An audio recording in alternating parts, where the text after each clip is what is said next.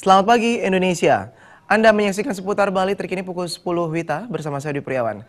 Kementerian Koperasi dan UKM memastikan kesiapan penyaluran kredit ultramikro UMI ke koperasi bisa dilakukan awal Mei tahun ini. UMI merupakan pembiayaan dengan pinjaman maksimal sebesar 10 juta rupiah kepada koperasi dan UKM.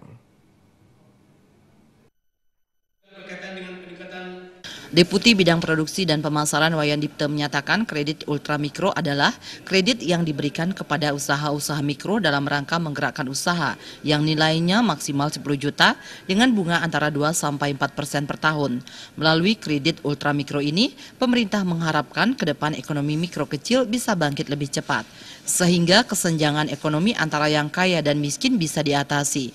Kredit ultramikro ini siap disalurkan pada bulan Mei.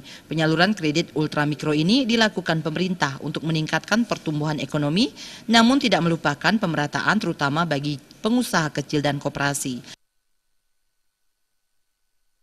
Mikro itu adalah kredit yang diberikan kepada usaha-usaha mikro kita dalam rangka menggerakkan bisnis mereka yang nilainya maksimal 10 juta, yang bunganya antara 2-4% per tahun, sangat murah sekali. Jadi harapan pemerintah melalui Ultramikro Indonesia ini ke depan ekonomi mikro kecil itu bisa bangkit lebih cepat gitu, sehingga kesenjangan antara yang kaya dan miskin bisa diatasi. Melalui penyaluran kredit ultramikro ini diharapkan terjadi pemerataan kesejahteraan dan keadilan di Indonesia sehingga kemiskinan dan kesenjangan dapat menurun. Putu Ratna, Bali TV.